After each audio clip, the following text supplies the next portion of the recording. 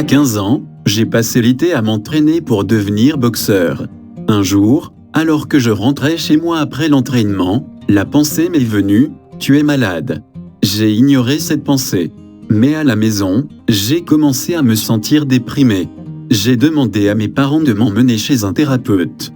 Mais je me suis rendu compte que je risquais d'être renvoyé de l'école si les gens pensaient que j'étais mentalement malade. Je ne suis pas allé voir un thérapeute. 2 semaines plus tard, une autre pensée effrayante m'est venue à l'esprit, tu vas mourir dans 1 mois. Je me sentais de plus en plus mal. La vie a perdu tout son sens. Tout le monde pensait que je cherchais de l'attention, mais j'étais dans une profonde souffrance et personne ne me croyait. Je ne comprenais pas ce qui se passait. À la fin du mois, ma grand-mère m'a fait couper les cheveux chez nous.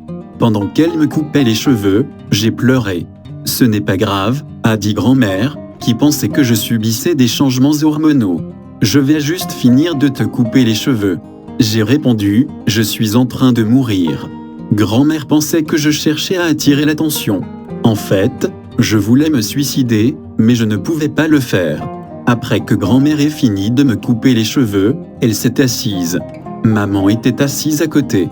Je suis resté sur la chaise. En regardant vers le plafond, j'ai prié en silence, « Dieu, si tu existes, aide-moi, il ne s'est rien passé. » J'ai ressenti un fort désir d'aller aux toilettes et de me suicider.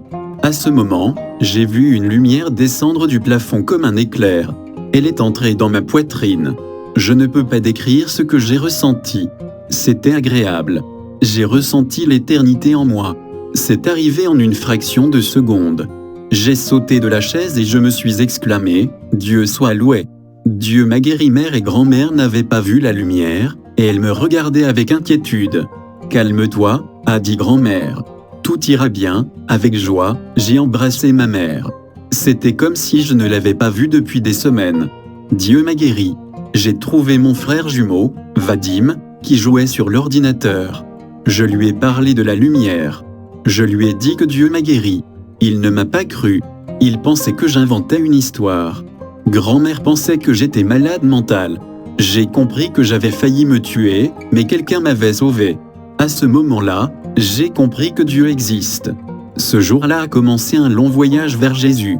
Aujourd'hui, j'étudie pour devenir pasteur à l'université adventiste Zahogski. Ma famille est heureuse pour moi.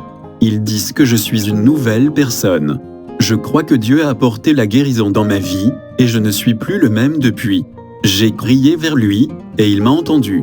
Je le loue d'être un Dieu qui écoute et répond aux prières.